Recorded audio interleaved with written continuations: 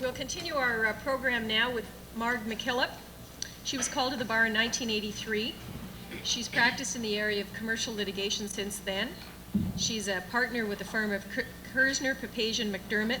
She's been an instructor in civil litigation at the bar here for a number of years, and her topic is offers to settle.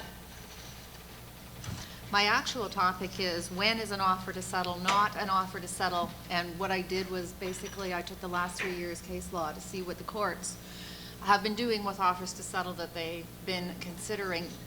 And well, I was really somewhat surprised by some of the results that I saw that come out from the cases. People are using offers to settle regularly, I find, in my own practice. Everybody's going after that prospect of getting a positive cost award at the end of the day, whether you're a plaintiff or a defendant.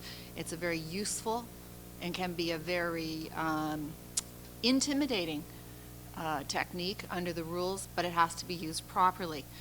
I think from my own experience and from the review of the cases, what comes out to me loud and clear is that the simpler you keep your offer to settle, the more clearly you state it, the more you break down the component parts, the more likely you are to enforce it at the end of the day and get your costs award. If it's too complicated, if you try to put too much into it, the chances of success go down accordingly.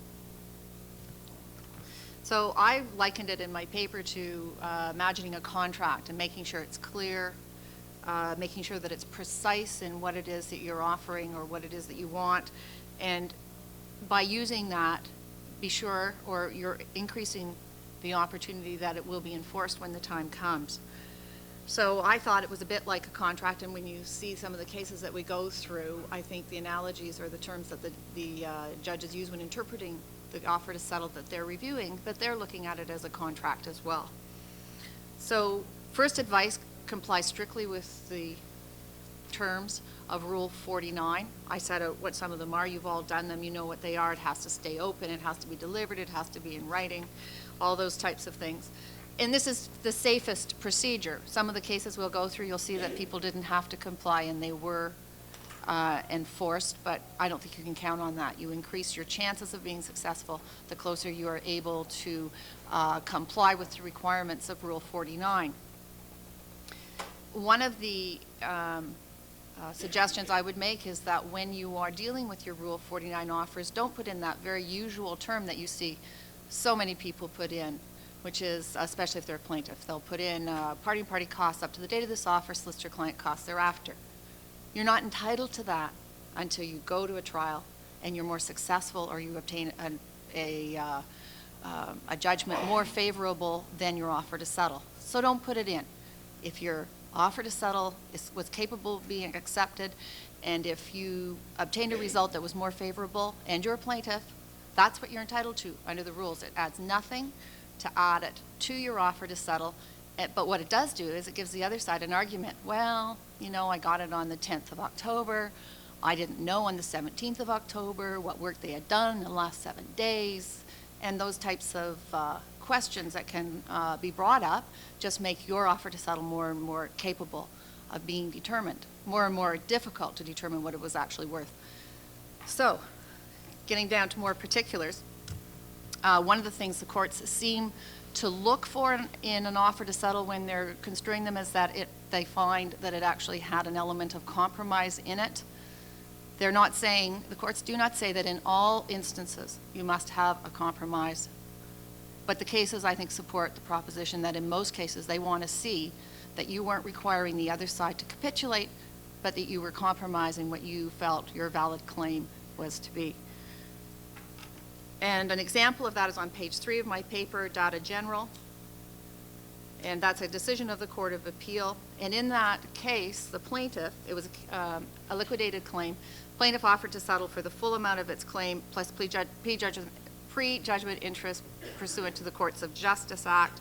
At trial, they were successful and obtained that judgment. And at the trial, though, Mr. Justice Rosenberg would not enforce the offer to settle that had been served, and it was in the, they had asked for, they served an offer to settle, that asked for the full amount of the claim and PGI under the Courts of Justice Act.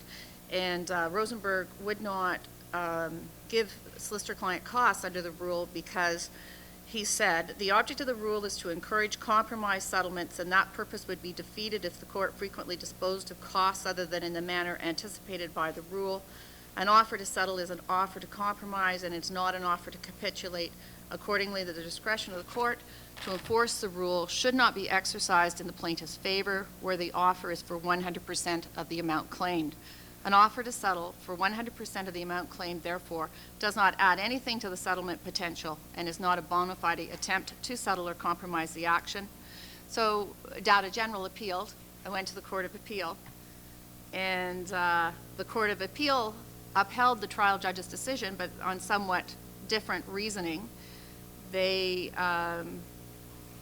stated that in a case of liquidated damages, where a defendant has pleaded a defense of substance, therefore, the plaintiff was always facing the risk that they might lose because one of those defendants had a very good defense. And that, coupled with the fact that there was no element of compromise in the offer to settle, resulted in the party-and-party costs award being upheld and no solicitor-client costs. In the Walker estate, which I've summarized at page 4, the trial went ahead only on the issue of liability. The damages had already been agreed for the successful plaintiff in the amount of $800,791. So the solicitor for the plaintiff offered to settle for $100 less than that. And he sought solicitor-client costs from the date of that offer when they were successful at trial. And the Court of Appeal, despite a number of issues raised by the parties, upheld the decision of the trial judge that that offer was not an offer to settle. And, the trial judge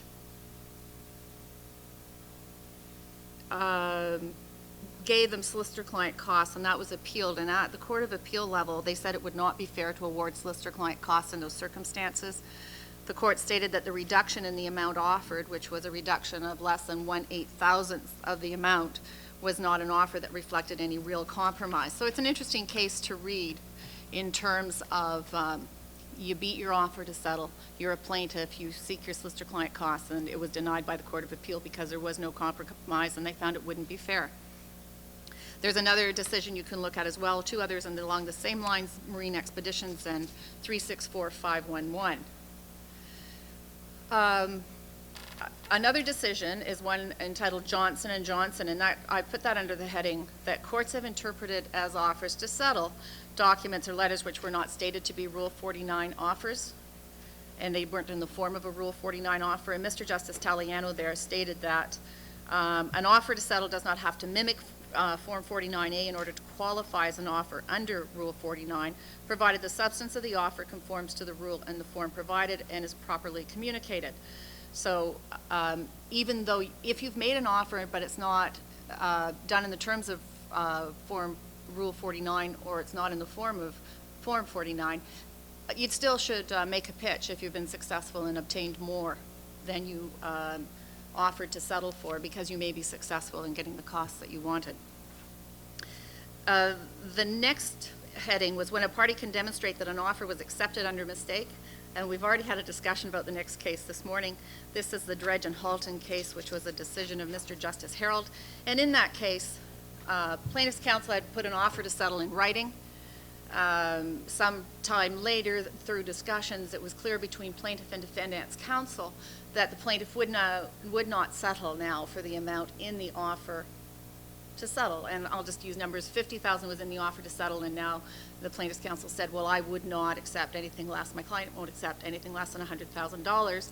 The defendant tried to accept that offer to settle that was made in writing because it hadn't been withdrawn in writing as is required under the rules, and the trial judge found that there was no consensus at Edom, and when the defendant's counsel purported to accept that offer because he knew it was no longer acceptable to the plaintiffs, and he refused to, what was actually before him was a motion to enforce for a judgment in accordance with the minutes of settlement, and he refused to grant the judgment.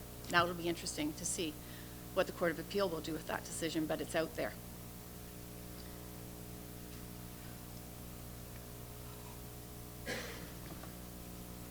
Another topic or heading that I used was judicial discretion.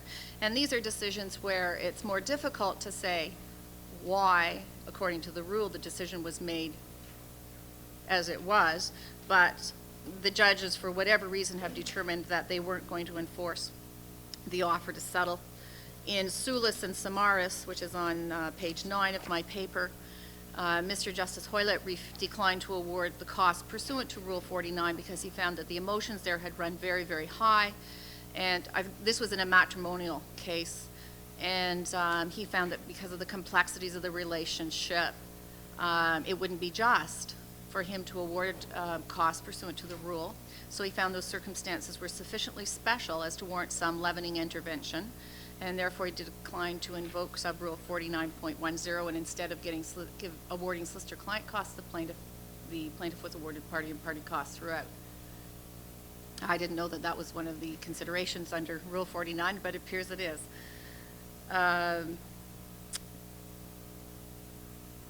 Carmichael is a bit of a easier case to understand. It was a motion where the moving party was successful. And they had an offer to settle in that required the appellants to release all claims that they may have against one of the parties. And Mr. Justice Doherty said that in his opinion, since the respondent's liability was one of the issues, that asking for a release was not a realistic term and he wouldn't enforce the offer to settle. In Grissack and Feynman, the defendant doctor who was successful in obtaining a more favorable judgment than he offered to settle for did not get his costs, even though the plaintiff was unsuccessful in proving damages because the judge had found that the defendant had breached his duty to the plaintiff by failing to inform the plaintiff of the material risks of the procedure. So even though the plaintiff wasn't successful in being awarded any damages, the doctor did not have to pay any costs. The Hale and Carr decision is an interesting decision because, remember, offers to settle have to be made 7 days prior to the commencement of the hearing. And in that case, an offer to settle was served on April 7th for $110,000. On April 22nd, counsel sent a letter stating that the offer of April 7th was incorrect because it was overstated by $10,000, so they were in effect offering to settle for $100,000. The trial started on the 6th day following the letter of April 22nd, 1999. Defense counsel argued that there was no offer to settle that complied with Rule 49 and that the letter of April 22nd, 1999 could not amend the offer of April 7th, 1999. So they were saying that the offer to settle that was before the court was the one from April 22nd for $100,000. And Mr. Justice Stong exercised his discretion under Rule 49.13 and found that the offer was indeed for $100,000. It was made as of April 7th, 1999, and costs were awarded on a solicitor-client scale.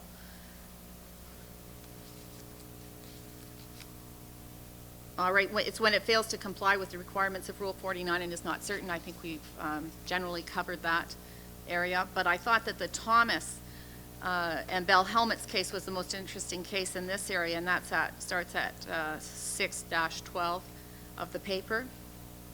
Bell Helmet's had been found liable at trial, and the plaintiff was awarded solicitor-client costs from the date of their first offer to settle of December 23rd, 1992. And the offers to settle are set out at the top of 613. These are offers made by the plaintiffs to the defendant. $850,000 on December 23rd, 1992. August 18, 1995, $450,000. And on November 10, 1995, $800,000. And the November 10 offer said, this offer to settle shall remain open for acceptance until 2 minutes following the commencement of trial, and any previous or oral offers are hereby withdrawn. The plaintiff's judgment at trial exceeded $8 million. So the trial judge awarded solicitor-client costs from the date of the first offer, and that was December 23rd, 1992. So in essence, they got almost 3 extra years of solicitor-client costs. The trial judge found that the express withdrawal of all offers in the last offer of November 10, 1995 is a matter of form and not substance, and will refer only to the lower offer of $450,000. And what they're referring there is to the term of the November 10th, 95 offer that said any previous or oral offers are hereby withdrawn. So the trial judge found that term only withdrew the $450,000 offer and not the $850,000 offer. And the Court of Appeal disagreed with this reasoning, and they found that the withdrawal of an earlier offer was is both a matter of form and substance, and that the trial judge's conclusion is contrary to the clear wording of the offer. But what they did do was they used Rule 4913.13 and awarded the plaintiff's solicitor-client costs from December 23rd, 1992 anyway, which was the order that was being appealed from. And their reasoning was that this application was consistent with the policy objectives of Rule 49. At all times, there was an offer from the plaintiffs that was substantially more favorable to the defendant than the trial award. The policy reason they referred to, of course, was the incentive to parties to try to settle actions. But what was interesting was that they said that by withdrawing under the November 1995 offer, the two previous offers, the defendant, Bell, could reasonably conclude that these offers were off the table for Rule 49.10. But the court said they could not, in their view, reasonably conclude that the cost implications of those offers were at an end in light of the provisions of Rule 49.13. And in our opinion, they said, when the three plaintiffs' offers, their dates and their terms are taken into account in accordance with Rule 49.13. Those offers provide a basis on which the trial judge's award of solicitor and client costs from the date of the first offer, December 23rd, 1992, is justified. And then they said that basically each case that involved these types of facts would have to be considered on their own merits. So they weren't setting a general rule, but I think it's an interesting case in terms of the cost effect of the offers. And then in the last topic I'll refer you to is releases and settlement agreements. Often in your offer to settle, people will say they want a full and final release. Well, in that case, the plaintiff made an offer that included that term, the defendant accepted it, and then the courts couldn't enforce it or wouldn't enforce it because they said the plaintiff hadn't stated what was to be included in the release, and the defendant thought it should be a different release than the plaintiff anticipated, so the action went ahead as if there hadn't been an offer accepted on the basis that it was not unclear as to what the terms of the release were to be, and therefore it wasn't enforceable. Thanks. Good. Thank you, Marg. Our next speaker is Robert Brush. He's an associate lawyer with the firm of Blake Castles in Graydon. He was called to the bar in 1998. He practices in the area of civil litigation with emphasis on corporate, commercial, and securities matters. This was a topic that I had some interest in, and he's agreed to speak to it because I think there's been some interesting decisions in this area when a decision is made at various stages to try and get into the simplified procedure. Thanks. The procedure set out in the rules for opting into the simplified procedure and actually changing from it as well at later points in the litigation post-pleadings contains a number of pitfalls and creates a number of issues that counsel really should be aware of prior to pleading. What I propose to do in my 6 minutes here is just to take you through some of these issues that you should keep in mind when you're at the initial stage and deciding whether or not you want to opt in at the pleading stage. And the reason for that is, as you'll see, it's much easier and much more certain to opt into the simplified procedure while you're pleading than it is to switch at a later stage, and there are certain penalties that you're going to face as well. So to start with, as you've heard this morning, the simplified procedure is mandatory where a claim doesn't exceed the threshold, the $25,000 threshold that Rule 76 essentially creates. So if your claim is $25,000 or less, you will have to issue under the simplified procedure. If it exceeds the $25,000 threshold, you have an option, the plaintiff has an option, to commence the action anyways under the simplified procedure. If the plaintiff does that and the defendant does not object, then the action proceeds under the simplified procedure, essentially on consent. When you're switching at a later stage in the proceeding, the procedure is essentially set out in Rule 76.03. And that rule essentially allows you to amend down your claim so that it comes within the $25,000 threshold. What the rule doesn't do, it doesn't provide a mechanism by which parties can opt into the simplified procedure on consent if they aren't willing to amend down their claim. So what that means is if you have a claim that exceeds $25,000, you think the simplified procedure should be appropriate and you want to give the defendant the chance to agree with you and consent to using it, you need to opt in at the pleading stage, because if you don't, there's no guarantee that the court is going to let you do it on consent at a later point. What you're going to have to do is bring a motion under Rule 2.03, which allows the court to not apply the rules where it's just. As you'll see, I don't believe that there's a reported decision or decision published on Quick Law anyways that has dealt with that issue to date.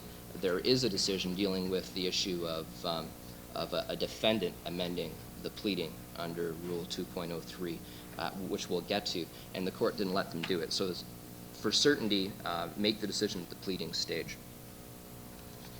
If you do decide to amend your claim down so that it will meet the $25,000 threshold, it's virtually guaranteed that the court's going to allow that amendment. Virtually guaranteed, not necessarily. There's one decision where it appears that the court wouldn't, but it's been suggested that you could even do it ex parte, given the mandatory language of Rule 26 dealing with pleadings and Rule 76. I would suggest that the only appropriate time to do it ex parte would be before the defendant is actually pleaded, because after the defendant pleads, you're going to have to deal with the issue of costs. And here's one of the major penalties under Rule 76. If you don't opt into the pleading stage and you try and scale your action down later on, you're going to face a significant cost penalty, depending on whereabouts in the action you are. The cost penalty is this: regardless of the outcome, the party seeking to amend the claim down and bring the action within the simplified procedure will have to pay on a solicitor and client scale any costs that the opposing party has incurred that wouldn't ordinarily have been incurred had the proceeding commenced under the simplified procedure in the first place. So what that means is essentially you're looking at the cost of discovery. Where the proceeding is at the stage prior to examinations for discovery, the courts have held that there really isn't a claim that there significant costs have been incurred. I guess an exception would be if you've had to do a series of motions to deal with preliminary matters on discovery, like compelling attendance. You would have to pay costs on that on a solicitor-client scale. It's very different, and here's where a very interesting wrinkle has occurred in the law.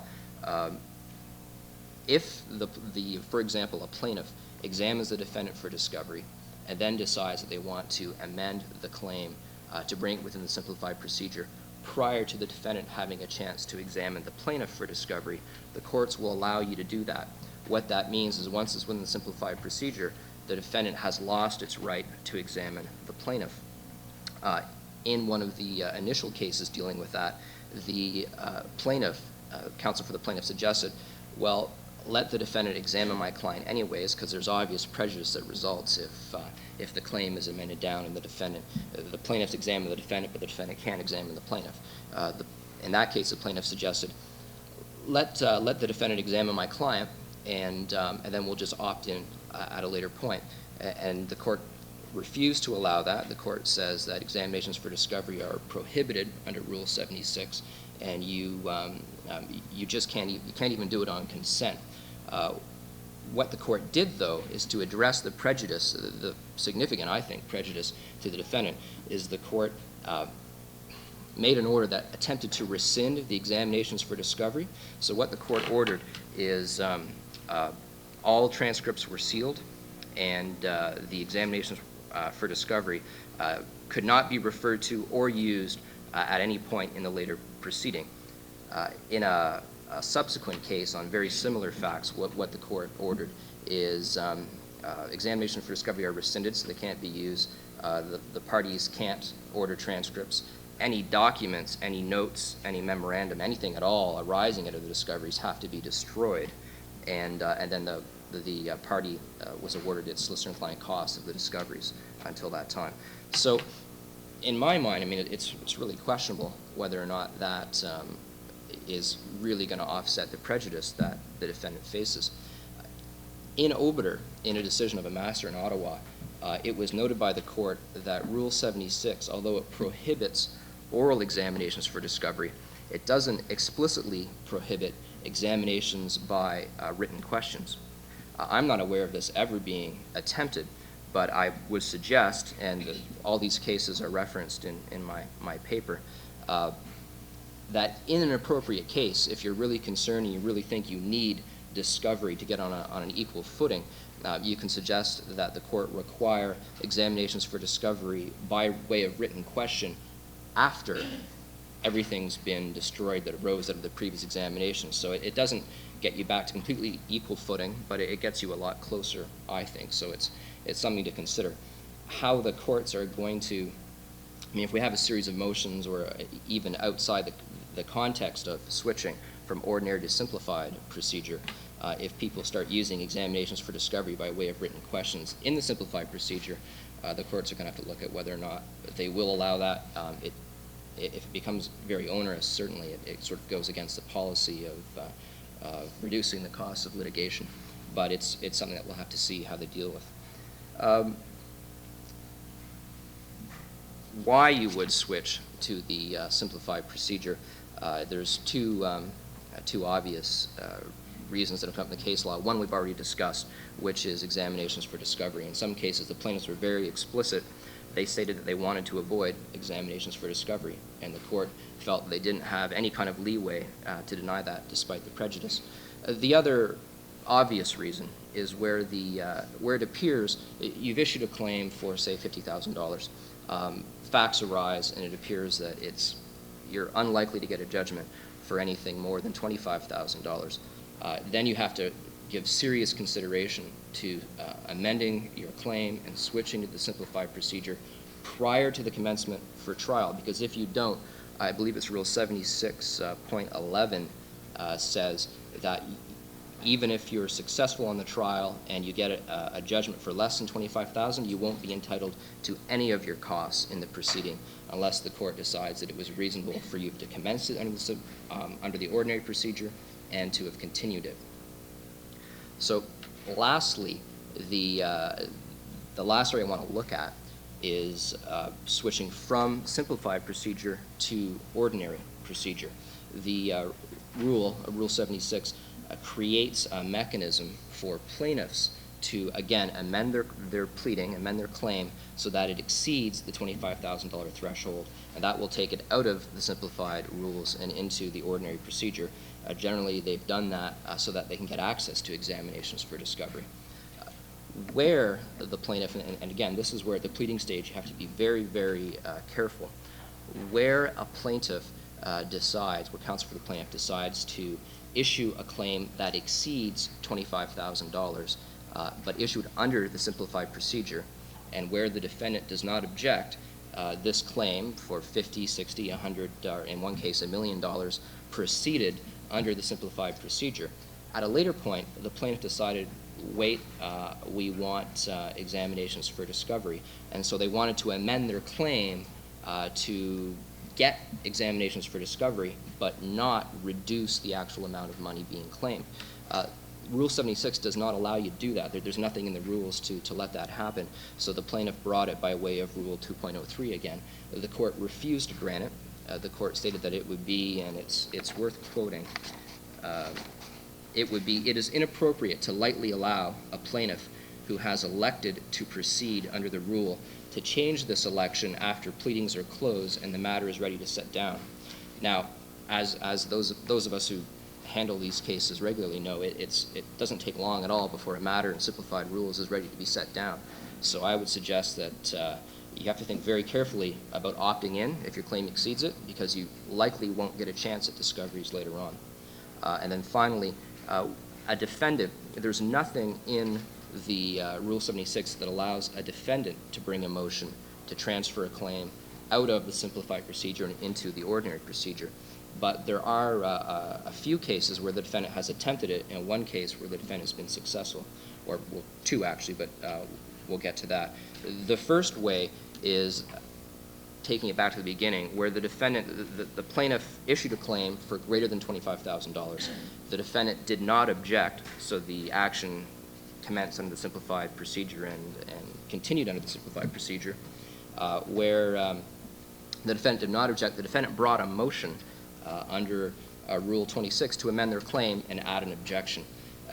In that case, the court allowed that amendment, but you should treat that precedent with caution, because as you read the case, the court was concerned that the defendant had switched solicitors. The court was concerned there had been some inadvertence in the failure to object previously, so treat that precedent with caution.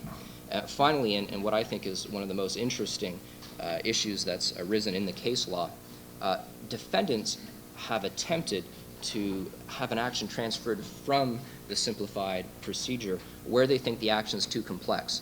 So the action could be for, in one case, $16,000, but because it's dealt with broker negligence and arose in a context where there's going to be a whole series of other actions, probably for much more, they wanted discoveries, they didn't want a bad precedent. There's been two divisional court decisions that come down on different sides.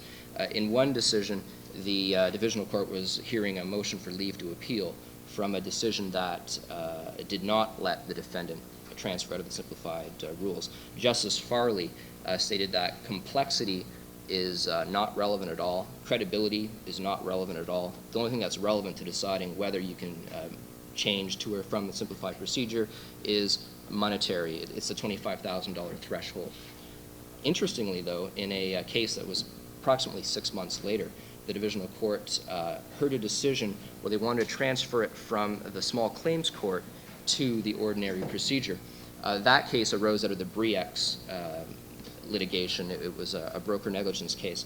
And the court was willing to transfer it out of small claims to general division in that situation for the reason that it was far too complex for small claims. And most importantly, raised issues of what they called of extreme importance to the public, to the broker community, to the shareholders generally, and they felt that it needed expert opinion. So the small claims rules just weren't going to satisfy the court, but the court also said that for these reasons, the simplified procedure is also not appropriate. The claim was only for $16,000, and the court ordered it exempt from the simplified procedure. So that makes an important precedent if you're on the defense, especially in a situation where you're worried about repeat litigation and a bad precedent. You can bring that motion and roll the dice and see what happens. Thank you. Thank you very much. The case which is at footnote 15 is out of my office. David Richmond, who's sitting over there, argued it. If anyone wants a copy, it was after the defendant after the plaintiff had had examination for discovery of my defendant and not produced their client. They wanted to go back to the simplified rules, so they had the discovery transcript and all my undertakings, and I hadn't had a crack at their person. I thought it was really unfair, and they shouldn't be allowed to, but that isn't the way it goes. They could. I got solicitor-client costs payable forthwith, and then this order that the discovery transcript had to be destroyed, all notes. They probably can't now bring a motion for summary judgment, because anything in that affidavit, I'm going to say, where did you get that information from? So now I think what we've done is bought ourselves a trial, because they're really stymied in terms of doing any procedure. But it's obviously the masters are coming down really hard on basically an abuse of the procedure of getting discoveries and then trying to get back in. It may not be worth it, was sort of the conclusion, I think, from that decision, General Accident and Stewart. The next speaker is Linda Waxman. Following her call to the bar, she worked in private practice in the area of family law. She joined the Ministry of the Attorney General as counsel to the Support and Custody Order Enforcement Agency in 1987. Since August of 1997, she's been counsel with the Office of the Children's Lawyer in the Property Rights Division, which includes the areas of estate and civil litigation. This topic was brought in because I've had to deal with a children's lawyer for the first time in my practice, and there was a lot I didn't know about what they did and how it all interplayed with what I was doing in trying to represent my client, the child. Thank you. As I think you're all aware, in Ontario, a minor can't sue or be sued without a litigation guardian. In certain circumstances, the children's lawyer will act as litigation guardian for a child. And so what I hope to do today is to point out some of the circumstances under which we are appointed as litigation guardian, what our role is, and some of the other motions in the rules which require service on our office. Looking first at a minor plaintiff, a litigation guardian for a minor plaintiff is not required to be court appointed. They're required under the rules to simply file an affidavit, and the terms of that affidavit are set out in the rules. Under certain circumstances, our office is made aware if a minor plaintiff or a potential minor plaintiff has a valid cause of action and somebody is not choosing to pursue that claim. It may be that a parent has a conflict and can't pursue the claim on their behalf. It may be that a parent is choosing not to pursue the claim. And we are contacted from time to time by counsel or by a parent or by a child themselves and asked to commence a claim on behalf of a minor plaintiff. In circumstances like that, we will first ensure that there isn't another litigation guardian who is willing and able to act on behalf of that child. You'll note that the rules clearly say that the children's lawyer will be appointed when there's no other person who is willing and able. And the children's lawyer takes the position that we are litigation guardian of last resort. So our first step is to ensure that there isn't someone else out there who's willing and able. And if, in fact, after taking those steps and investigating the validity of the claim, from time to time we will issue a claim on behalf of a minor plaintiff. A litigation guardian for a minor defendant must be court appointed, and this also is set out in the rules. In our experience, often when a minor defendant is named, nobody will step forward to be appointed as litigation guardian. The plaintiff, of course, can't take any further steps unless the minor defendant is represented by a litigation guardian. And the rules provide that the plaintiff in those circumstances can bring a motion before the court to appoint the children's lawyer. Again, because we take the position that we're litigation guardian of last resort, we're going to, when served with that motion, determine whether or not there isn't somebody willing and able. That may be a parent, a relative, a sibling. We try to encourage parents to step into the role. Many parents are concerned about their liability for costs as a litigation guardian, particularly for a minor defendant. In our view, it's the responsibility of the parent, and it is their primary responsibility to take on that role. But if in fact they absolutely refuse, we often have no choice but to be appointed as litigation guardian. When appointed as litigation guardian, we'll pursue the action or represent that minor as any other litigation guardian would. If it means taking the action to trial, we'll do that. If we're able to settle, we'll do that, and we do it in the best interests of the minor. One difficulty we do run into from time to time is a parent may adamantly refuse to be appointed litigation guardian. Once we're appointed, they want to provide us with instructions with respect to the carriage of the action. We don't take the parent's instructions. The instructions come from the children's lawyer, who is litigation guardian. Another situation in which the children's lawyer may be appointed is when somebody moves to remove a litigation guardian. And this happens in a number of circumstances. For example, if a conflict arises between a plaintiff who is litigation guardian and the minor, often will be asked to be appointed as litigation guardian for that minor. Again, if there's no one else who's willing and able, we will be appointed. In other circumstances where there's a view that the litigation guardian may not be acting in the best interest of that minor, again, a motion can be brought and we may be appointed.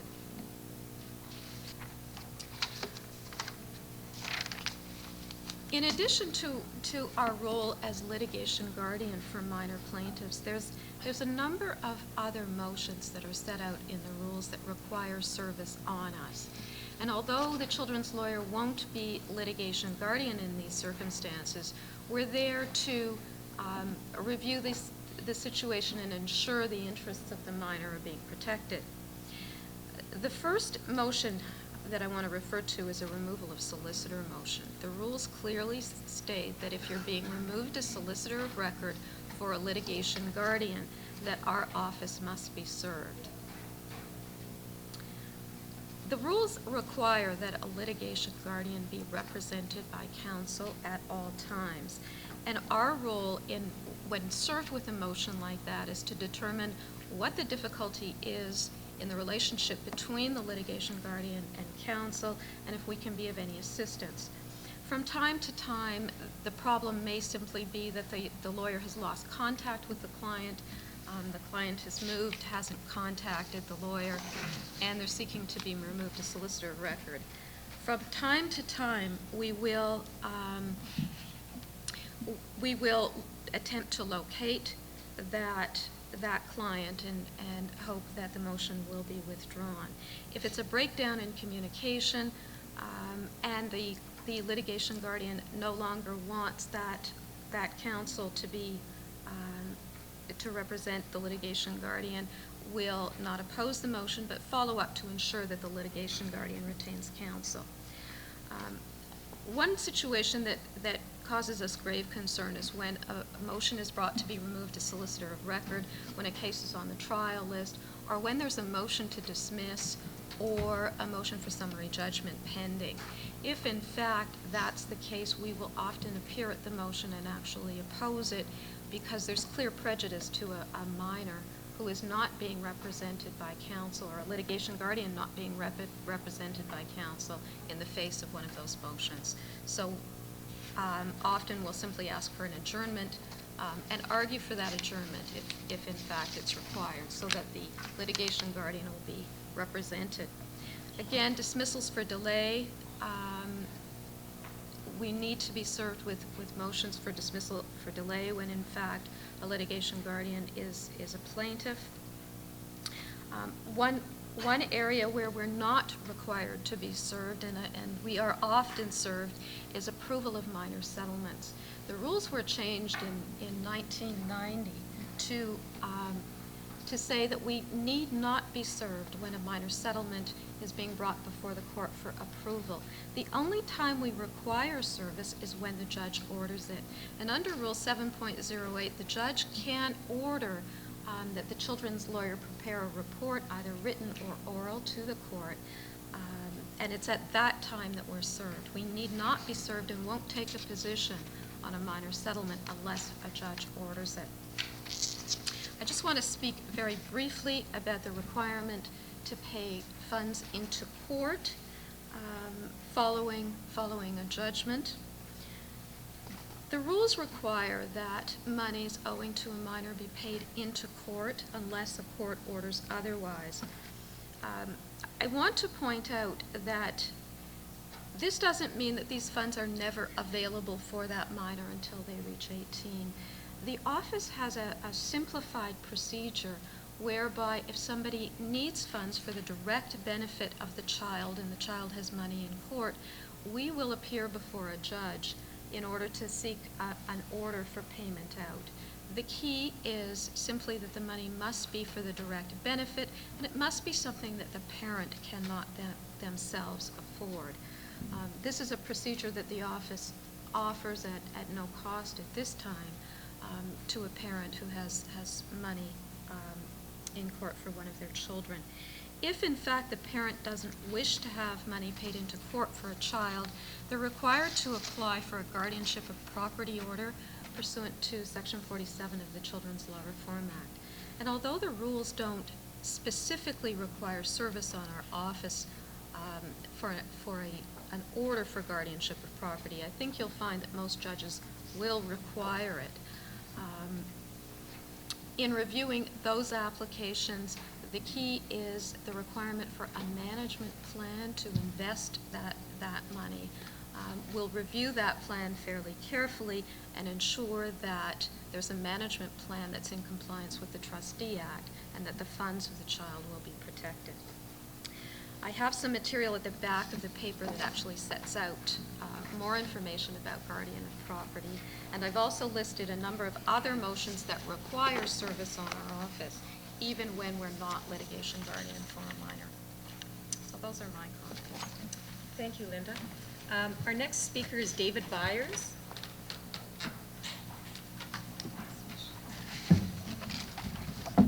And perhaps at this time, the next couple of speakers, Leilah, Edroos, and Michael McKelvey, might like to come up so that we can move quickly to their papers after Mr. Byers. Be my assistant with the timing as well. It's a very important seat. Mr. Byers is a partner in the firm of Stikeman Elliott. His practice comprises most areas of civil litigation with a particular emphasis on commercial litigation and corporate restructuring. He's the co-author of a book called Creditors' Remedies in Ontario. He's a director of the Advocate Society and the Metropolitan Toronto Lawyers Association. And his topic is class actions, a certain aspect of that. A class action is a very significant event in the life of a defendant corporation. If a corporation, particularly a public corporation, is served with a proposed class action, it would typically trigger disclosure obligations. It may even trigger obligations under the credit agreements with the significant lenders to the corporation. So it's an upheaval for a corporation to be served with a proposed class action. In class proceedings, the most frequent point where the action is either continued, settled, or abandoned is after the certification motion. The certification motion is typically the key event in determining how the action is going to be dealt with. If the certification motion is unsuccessful, there is at least a fairly good chance that the action will be dropped because it may become uneconomic for the plaintiff and the plaintiff's counsel to pursue the action as an individual proceeding. So that would be a major victory for the defendant. On the other hand, if the plaintiff is successful in obtaining certification of the class action, there's at least a very good chance that the defendant will be in a position where they are almost forced to settle the action. To my knowledge, there has never been a class action that has been certified and gone to trial in Ontario. The cases that have been certified have all settled prior to trial. And one of the reasons why they would settle is because the potential is enormous in terms of the amount of the judgment. This is, in many cases, a bet the company type of litigation for a defendant. So if a defendant can settle a certified class action for an amount that allows the company to continue, particularly if they can have the judgment satisfied in full or in part through insurance, that's not a bad result. So as you can see, the certification motion, at least to date in Ontario, is where the real battle is in terms of a class proceeding. The certification motion is governed by Section 5, Sub 1 of the Class Proceeding Act. And in the point form paper that is in the material, you'll see that there are a few items that are specified in the Act for determination by the court. The first item is 5.1a. There must be a cause of action. The test under 51A that is developed is a test similar to Rule 21 sub 1B. The court will assume that the facts in the statement of claim are true and determine whether it's plain and obvious that the plaintiff will not succeed. This is a very low threshold to meet and is really only useful to the defendant in the most frivolous actions. The next part of the test is the plaintiff must satisfy the court that there is an identifiable class. This again is not typically the main fight on a certification motion. The identification of a class is fairly easy for a plaintiff to accomplish, and there hasn't been a lot of judicial authority dealing with that branch of the test. The next item is Section 5.1 sub C. The plaintiff has to satisfy the court that there are common issues. Now, the common issues need not be dispositive of the entire action. The common issues only need to be dispositive of a significant issue that would advance the litigation. There are a number of cases dealing with the common issue criteria, and we've set them out. So that would be one of the two most frequent areas of dispute between a plaintiff and a defendant.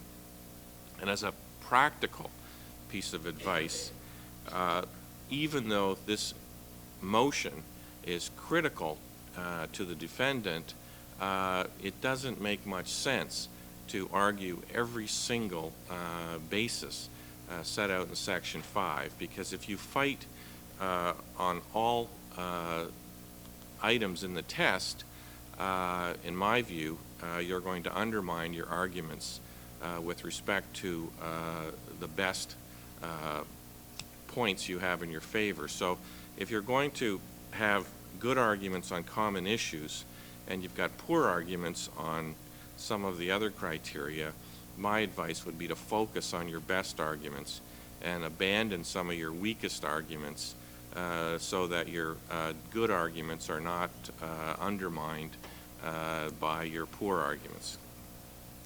The next portion of the test deals with preferable procedure, and this is the most frequent area of dispute between a plaintiff and a defendant on a certification motion.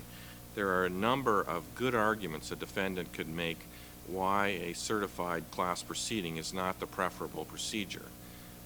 One of the frequent arguments raised is that it doesn't advance the litigation because of all of the individual issues that would have to be dealt with. In the U.S. equivalent, it's a specific portion of the statute that if the individual issues predominate the common issues, then there should not be certification. The Canadian or the Ontario Act does not have a similar provision, but judges have shown a receptiveness to listening to arguments that the individual issues so outweigh the common issues that a class proceeding is not the preferable procedure. Another good argument that can be raised and has successfully been raised is that there are alternatives through administrative processes that would be more effective and cheaper and as efficient as a class proceeding. This is an example of this is the Becker milk case, which is pointed out. In that case, certification was denied where there was an administrative procedure. These were people saying that they were not independent contractors, but rather were employees. And the court found that there was an administrative procedure under, I can't remember which branch of government, but had a tribunal set up to deal with these sort of issues, and the court found that that was the preferable procedure. In one of the cases that I was involved in, the Millgate versus BF Realty case, the defendants argued that a test case on an individual basis was preferable to a certified class proceeding, and the court accepted that argument, and that test case has in fact been tried but not yet decided.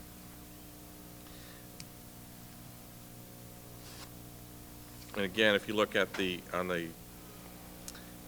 SR Gent case, the court found that there was an administrative mechanism under the Workplace Safety and Insurance Act, which was the preferable procedure over a certified class proceeding. The next portion of the test deals with whether the representative plaintiff would fairly and adequately represent the interests of the class. And again, this is not typically one of the major issues. It could be important depending on the facts of a specific case, but as I say, is not typically the main area for dispute. The representative plaintiff must produce a work plan.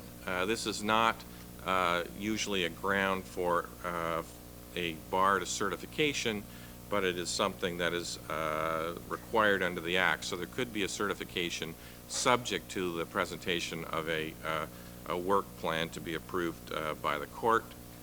The plaintiff can't have a conflict with the other members of the class. That sometimes can be argued, but again is not the typical one. So I'm going to try to stick to my 6 minutes, and I'm going to summarize that use your best arguments. The most fruitile area for argument is common issues and preferable procedure. A couple of pieces of practical advice. Don't be a jerk. The people that practice in the area of class actions is a fairly limited bar.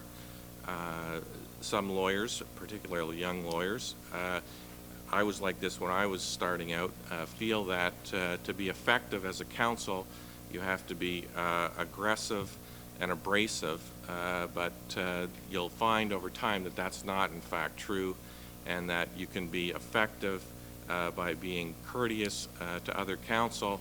And if you're not courteous to other counsel and you practice in a area where you have to deal with the same counsel all the time, you will become less effective if you don't treat other counsel with respect and courtesy. And everyone should walk away from this with one good piece of practical advice, piece of advice I wish someone had have given me last winter.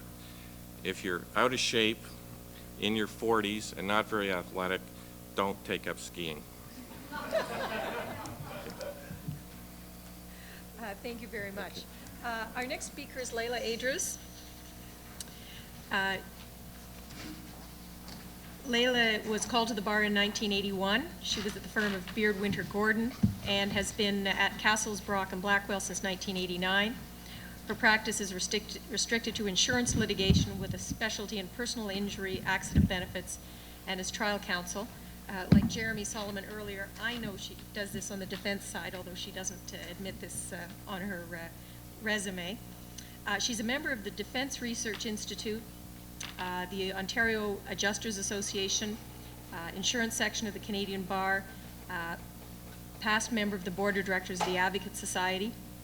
She's chaired and presented a number of programs, including for the Defense Research Institute, and she is going to speak to us today about how to make strategic use of a pretrial, hopefully from the plaintiff and defense point of view. Can you hear me? No. Let's try this. How's it now?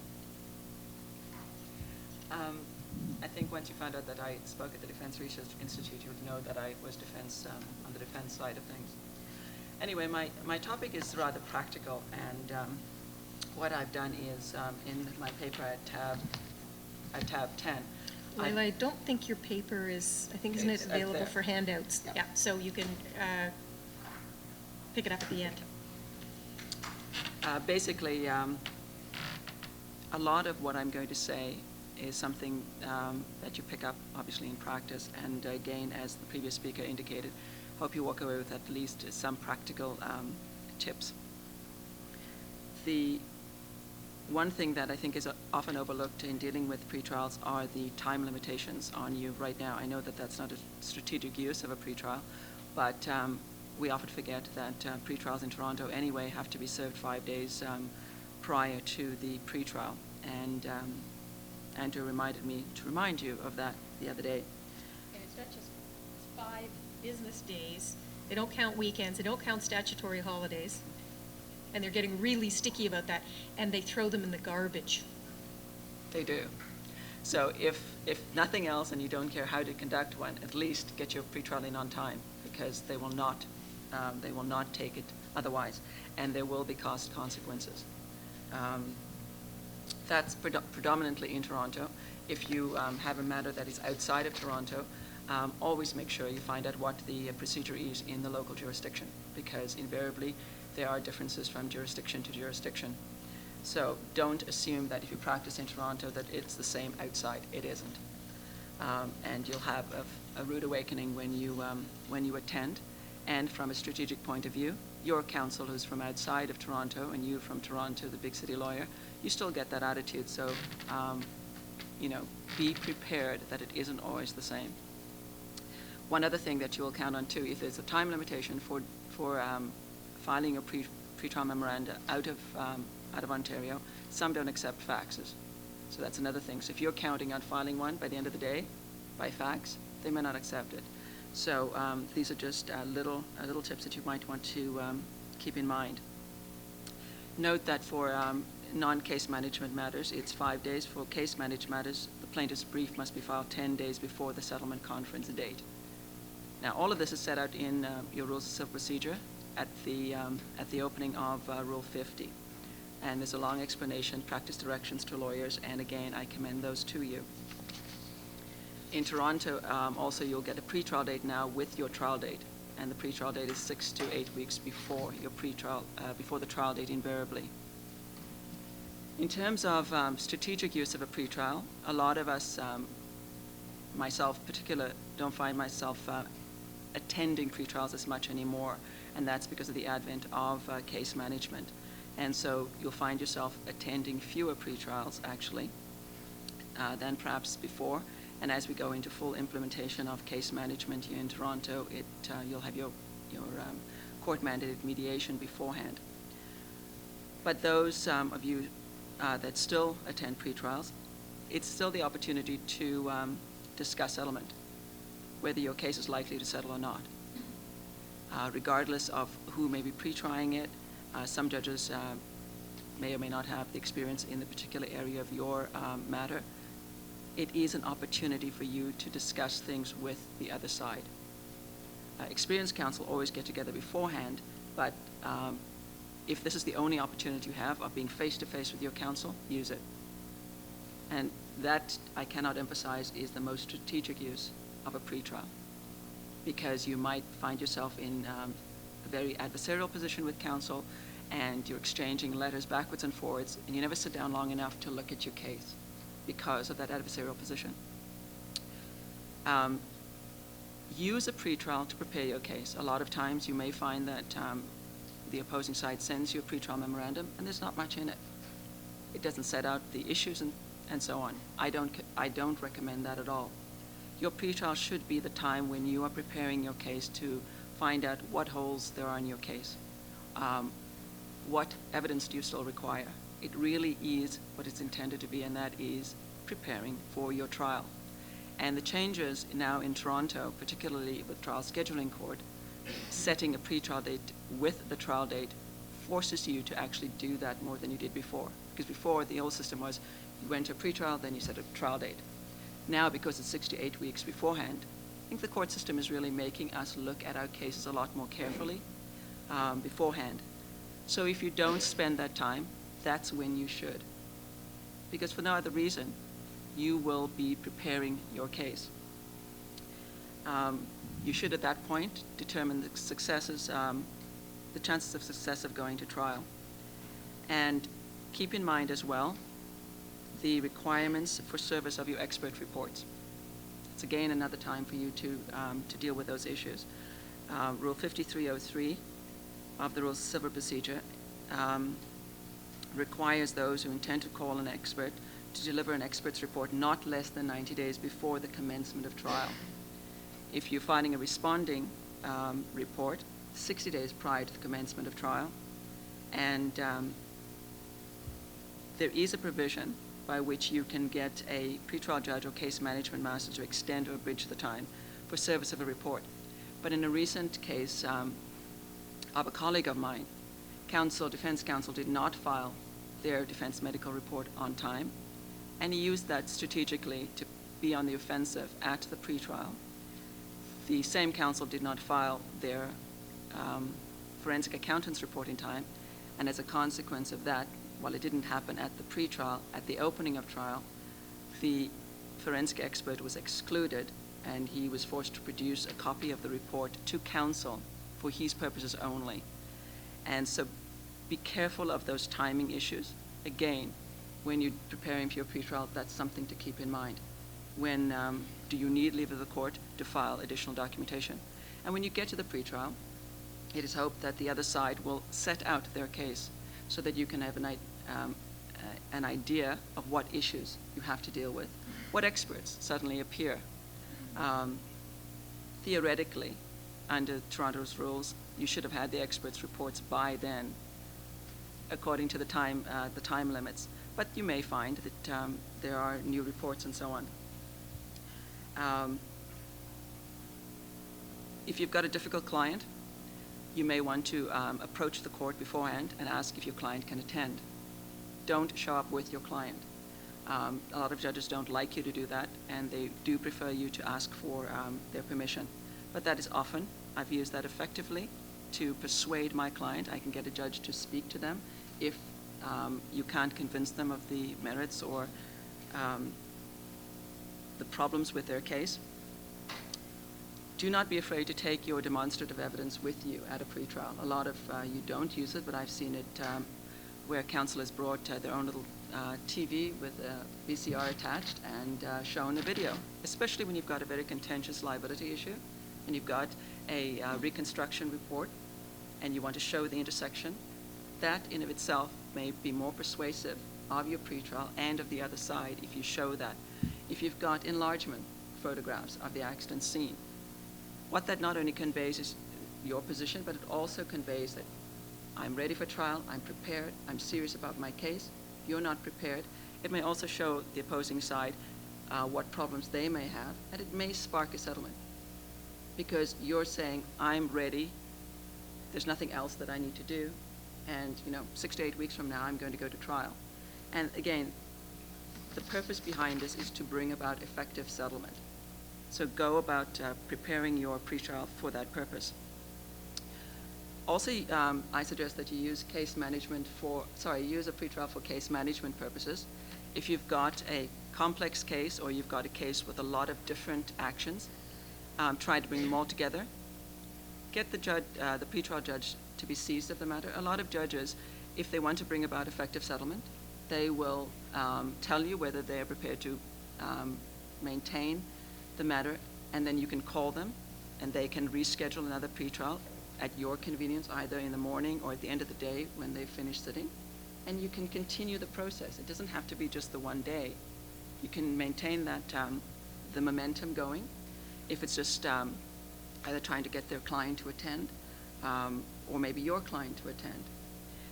Use the pretrial as well to note particularly outstanding undertakings, outstanding amendments to pleadings, things of that nature. For those of you who have threshold motions under the Insurance Act, a pretrial judge can order that a motion be brought at the opening of trial to deal with the threshold issue. So those are basically some of the strategic steps that you can take. If your pretrial fails, know that you're ready for trial. It has saved you a lot of time. If you go to private mediation, that document will be used and you will not need a lot of preparation for your private mediation, and you may have already done your opening statement for trial. I've attached a form of pretrial memorandum to my paper. It's the form that I generally use. Again, you'll, I think, develop your own form. The purpose here is to try and just outline for you what I think should be in a pretrial memorandum for it to be effective. And so use it wisely. Thanks. Thank you, Leilah. Our next speaker is Michael McKelvey. He's a partner at the firm of Borden, Ladner, Jervis. Having trouble getting used to saying that. Gervais, actually. Gervais. You'll get used to it eventually. Borden and Elliott, as many of us have known for a number of years. He practices in the area of health law and regularly defends hospitals and their staff in malpractice actions. He's a past chair of the Health Law section of the Canadian Bar Association of Ontario, instructor in both the advocacy and civil litigation sections of the bar admission course. He's co-author of a book, Ontario Health Legislation, an Annotated Guide, which was recently published. He's also the consulting editor for the 1998 and 1999 editions of Ontario Consent and Capacity Legislation. And he is going to speak to us today on the topic of leave to call more than 3 expert witnesses, when you need it and how to get it. Old habit to die hard, I still think of myself as being a lawyer at Borden and Elliott. I guess that will pass. The provisions for leave to call more than 3 expert witnesses is governed by Section 12 of the Ontario Evidence Act, and that section is set out in the paper. Essentially, what that section provides is that where you're intending to call more than 3 expert witnesses at trial, you need to have leave of the judge. The issue, there are 2 issues that are sort of key in terms of the interpretation of this section. The first issue is the limit of 3 expert witnesses. Is that a limit of 3 per issue in a case, or is it 3 for purposes of the entire trial? And the second issue is, when does that leave have to be sought? There's reference in the paper to the decision of Justice Farley in Bank of America versus Mutual Trust Company, and that's a very helpful decision dealing with the leave section. But the basic conclusions are set out in the paper under the heading summary. So if you want nothing further than the basic conclusions, just read points 1 and 2. And the answers to the 2 questions that I posed earlier are that the section means you have a total of 3 witnesses for the entire trial. If you intend to call more than 3 expert witnesses, you must obtain leave of the trial judge. The second conclusion is that a judge is permitted to grant an application to call more than 3 expert witnesses, even if the application is not made until after the witnesses testify.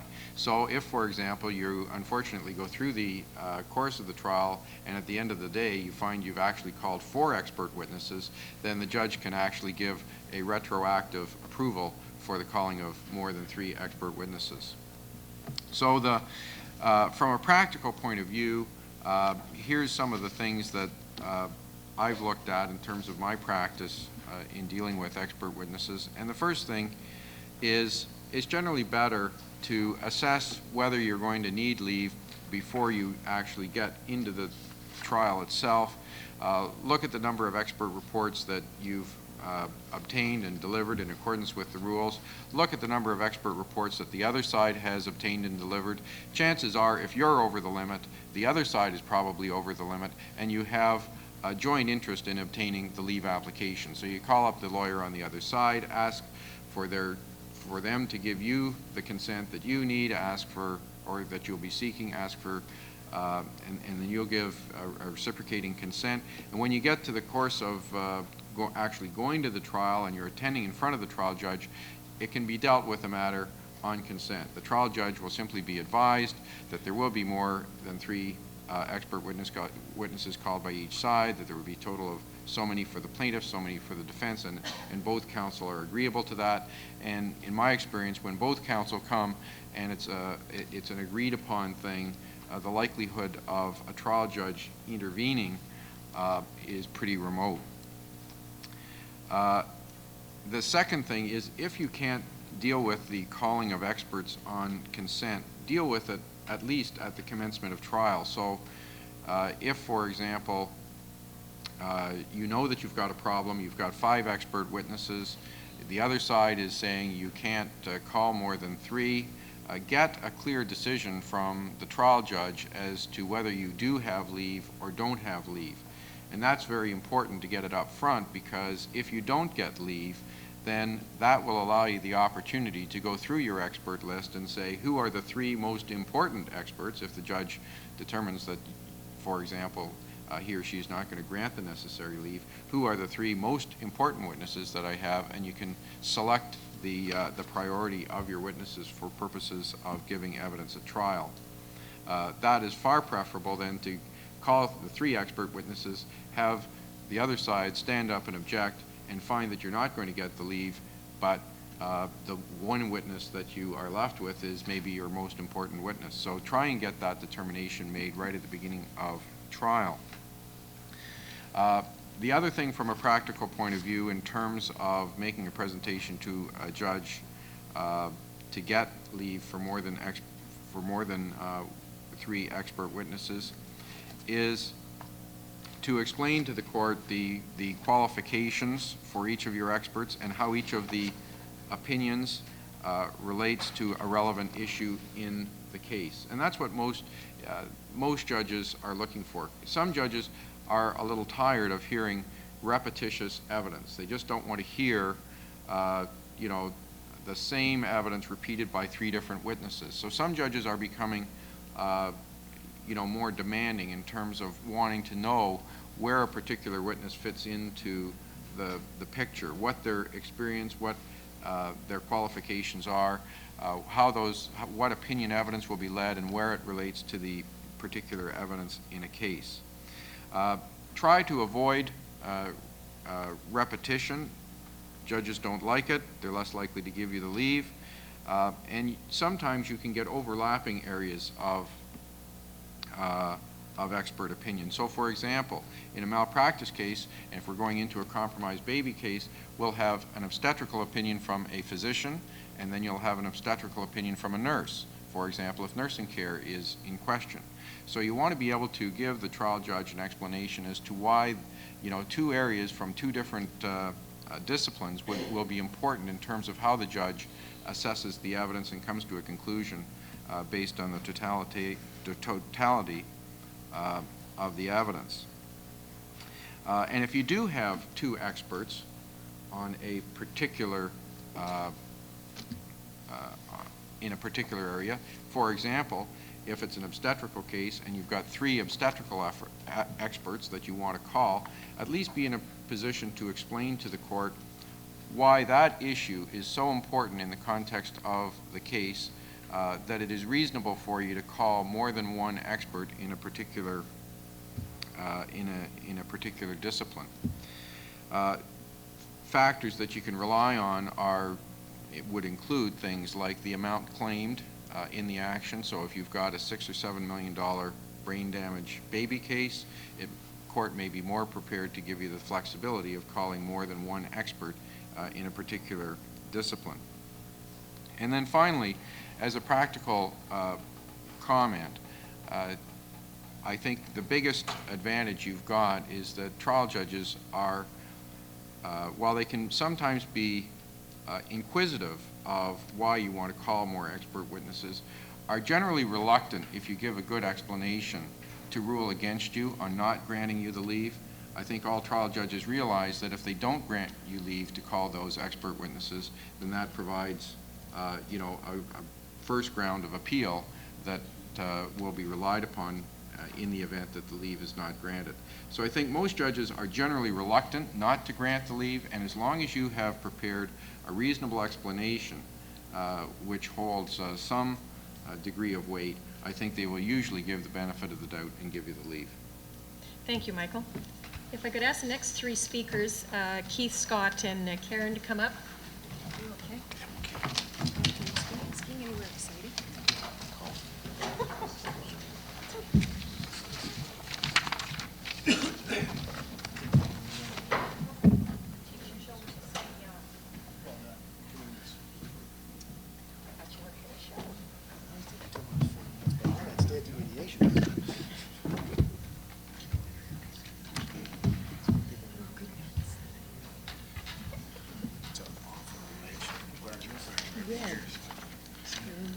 Our next speaker is Keith Smockum. He was called to the bar here in Ontario in 1986. He's the managing partner of Lawson, McGrinry, Wellesley, Rose, and Clemenhagen. Wesley.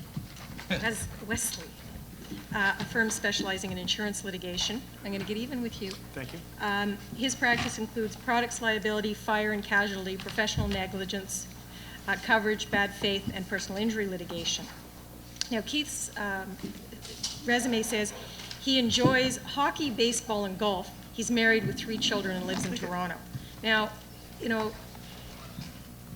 if he'd said that he enjoyed being married and having 3 children, and he also played golf, but to have that in front of his lovely wife and 3 children, the hockey and the golf, I think that's going to come back to haunt him.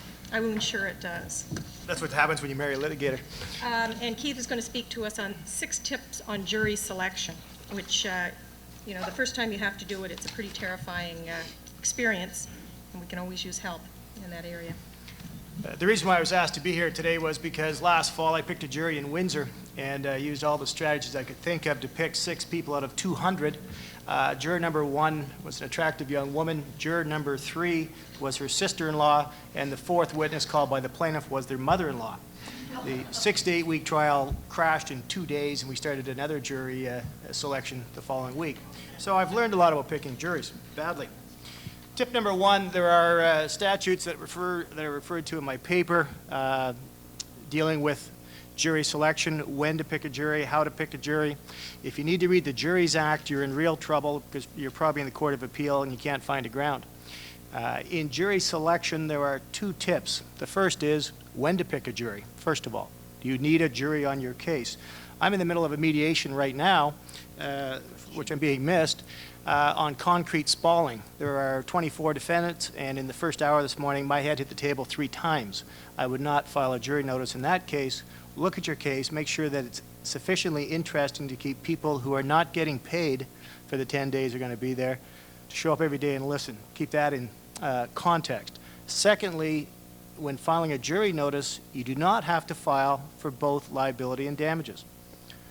In my experience, it's only happened once, and I've never tried a case where it was agreed from the outset that the jury would only try one issue.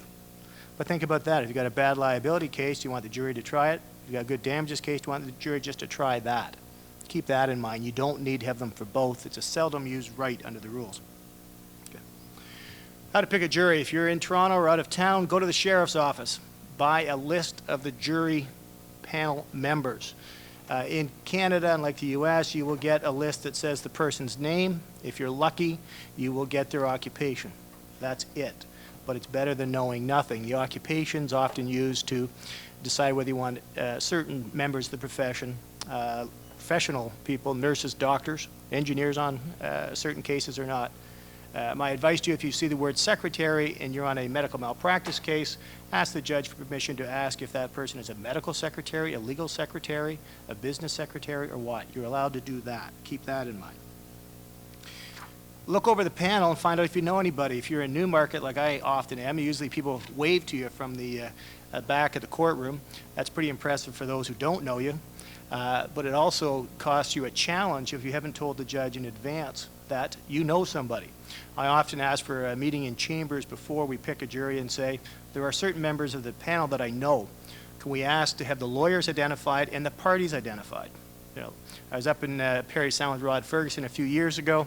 The judge said the plaintiff's lawyer is Rod Ferguson. Does anybody know them? Half the panel put up their hand and waved. The other half didn't say anything. He introduced me. Nobody knew me. At the end of it, I asked to strike the jury because half the people knew Rod. The other half wanted to know him. Keep that in mind as well. A few years back, I was in front of Joe O'Brien on a case where the plaintiff wanted to ask the jury panel if they were racially biased. Joe O'Brien refused it. Later, after he retired in another seminar he was giving, I asked him the same question. He said today he would allow questions because the laws have changed. I've been in dog bite cases where they wanted to poll the jury as to whether or not they are dog owners, dog haters, or what. My view is we should try to push the envelope where we can ask people. I have given seminars in which I've said on punitive damage cases against insurance companies with a jury, I would like to ask and will request a judge permission to ask if these people have insurance claims. If you've got a jury member sitting there who has an insurance claim against, say, pick a wild name like the Pilot Insurance Company, and you're on for the Pilot Insurance in that case, you may want to know that before you accept that person on your jury panel. Whether or not you'll get that right is another question. But keep that in mind. I think we should try to push the envelope a little. My partner here at Densem, sitting beside me, learned a good lesson in the Court of Appeal a few years back. You're allowed 4 challenges. It's not very many in a civil case. You never could count. In Scott's case, they did 7 between the two defendants, and it was a seasoned trial judge, and everyone thought it was great till they got to the Court of Appeal, and the Court of Appeal wrapped the trial judge saying, God's sakes, everybody knows you get 4. You get 4 if there's 1 defendant, 28 defendants, 3 third parties, 4th parties, 5th parties, and 6th parties. You only get 4 no matter what. And if you are the first defendant and you stand up and say, I'm content, the next defendant still have the right to stand up and say they're not content. I had that problem in Timmins a few years back. If you're the plaintiff, you get 4. If there are 3 plaintiffs or 3 plaintiffs' counsel, you still get 4. So don't use them up too fast. How do you challenge a person? You simply stand up after they get the 6 in the box and the judge turns to you as a plaintiff and says, are you content? You say, I challenge juror number 4. Okay? You go to the back of my paper, there's a chart that I use. 6x4. Across the top it says plaintiff, defendant, 1, 2, 3, 4. I mark off every time either the plaintiff or I, because I often do defense work, use up a challenge. You will not believe in the number of juries you pick where the judge and you agree and the plaintiff's counsel doesn't, or vice versa.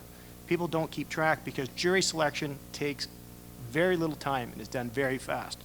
The same chart, what I do is I list the names of the jurors and the occupation, because it's the only way to keep track of them. So I list the 6 across in the order in which they're sitting.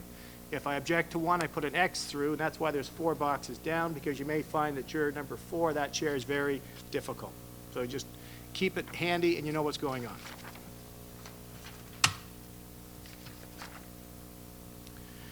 When you get 4, by the time you've used up 3 challenges, you have to decide what you're going to do. Take your time, slow down the process, don't let the judge push you along. They may want to pick 6 juries that day and you only got 1. So make sure you exercise as much control as you can. By the time you're done with 3, you've got 1 left. If you object to that last person and you're a defense counsel in a personal injury case and the next juror coming up is wearing a full body cast, you may regret making that 4th and final challenge.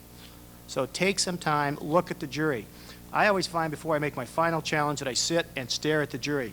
Not to make them uncomfortable, but the same way I'm doing now, simply look at the panel. You've got to look at them for 2 weeks, 3 weeks, 5 weeks, 6 weeks. And if they're not going to look at you now, they're not going to look at you 6 weeks down the road when you're doing your closing address. Establish some rapport. If somebody's sitting with a Sony Walkman on, there's a good chance that person doesn't want to be on the jury, and get rid of them early. The last thing you want is somebody disinterested, whether you're a plaintiff or a defendant, because they won't care. They'll just follow who's ever the lead on the jury. That's it. That's all I know. Great, that was excellent. Just 2 points.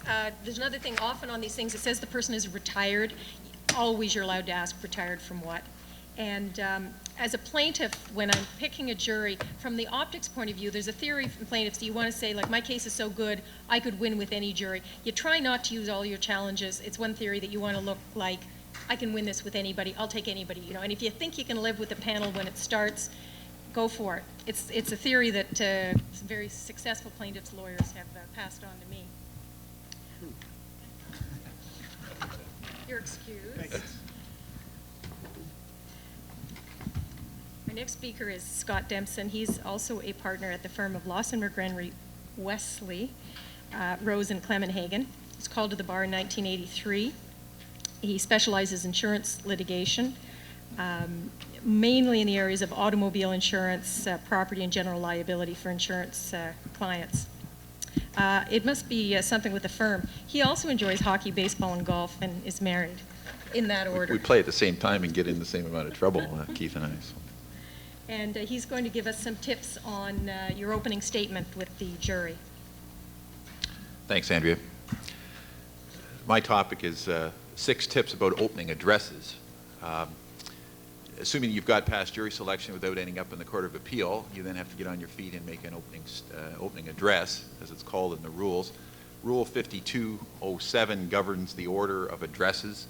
I'm not going to recite all that for you here. It's in my material. The rule essentially says the plaintiff goes first, and then the defendant has the option of going next at that time or later. Normally what happens is the trial judge will immediately ask defendant's counsel following the plaintiff's opening address whether or not defendant's counsel wishes to make an opening statement then or later on. So normally, although the rule says you must ask for leave, typically it's a request from the bench as to whether, or an inquiry from the bench as to whether or not you want to do it right away. My view is that you get up early and often in front of the jury. I think the sooner you can establish some rapport with them, as Keith has mentioned in his remarks earlier, I think you continue that on as best you can right away. So I usually find myself acting for the dark side, as Andrea knows, and I'm furthest away when I'm sitting in the courtroom, because if you're a defense counsel, you're furthest from the jury. So you have a hard time looking around the plaintiff counsel's smiling face to be seen or heard. So the sooner you get involved, the better. It's the first opportunity you've got to talk to the people who are going to decide your client's fate. I don't think in this day and age it's a good idea to leave it until later to see how the case develops or whatever the theory might be. In today's world, everybody is used to getting information at the speed of, well, Rogers cable as opposed to internet connections maybe, but they get it fast, they get it early, they get it often about situations they're concerned about. So if you wait too long, sometimes it's too late, and if you're a defendant, often the plaintiff's got up and made a statement or an opening address that puts you behind the 8 ball right off the bat, and if you don't do something about it, you don't get a chance until it's way too late. I think of the example of Judge Judy or somebody like that. You see the TV shows now where she disposes of 2 or 3 cases in a half an hour with a few commercials thrown in, and all that's really heard is a couple of statements from the litigants as opposed to any witnesses or anything else. So it's a bit of an exaggeration, but people do have a sense that justice gets dispensed pretty quickly and pretty efficiently, and although that's not the case when they're frowning and squirming in the jury box 6 weeks later and you're still having at them, when they first get there, they have no idea until they're told by the judge how long the trial's going to be, that a trial can actually take that long. So I think it's important you get up and you talk to them as soon as you can and lay out your theory of the case, whatever that may be. The other thing that I want to say about the first tip, and in the paper I've called it prepare thoroughly, refine carefully, and practice diligently. The other thing it does for you is it gives you an idea of whether or not you've got a case. It's amazing how a number of times you sit down to prepare an opening address and the holes that you will find in your case when you actually sit down and try to write some notes as to what you're going to say to these 6 people next Monday when you start your trial. You may think, though, I've got this big file, it's about 3 feet thick, and there's this report, and there's that doctor, and boy, I think my witness is pretty good. The last time I saw him was maybe about 6 months ago. But when you actually sit down and start trying to write it, you find out that there's a lot of problems with the case, and you really have to start thinking about what you're going to do about them. If you don't fix up the holes in the case before you get started, I mean, they're going to sink you. And believe me, doing defendant's work, I've been on a lot of Titanic cases before, and some of them I've been able to fix, and some of them I haven't. But the sooner you find out, the better off you are. So that's another advantage of getting the job done early. The other thing I would suggest to you is, having prepared an opening address for delivery, that you practice delivering it. I know that's a great theory, and oftentimes you're tied up with other things, but if you can at least even have one dry run of the address, you'll find it's a lot better the second time around, because you can listen to yourself or have others listen to you even better. I know I often try to corral my family and wife to make them sit on the couch and listen to me deliver part of an opening address or whatever, and usually I have to double my kids' allowances to do that. And my son asked me if I pay the jury quite as well to listen, but I haven't tried that yet, but it's an idea. So as I say, have a dry run at it. It's worth the time you spend at it, because you get a chance to hear what sounds persuasive and hear what doesn't, and that's the important part. You can fix, hopefully, try to fix what doesn't sound convincing. The second tip I've put into the paper is what I call the 3 C's. Just a catchy little thing I thought of, because I thought it might be some make you read it as opposed to put it back on your shelf and never look at it. I call it be confident, courteous, and credible.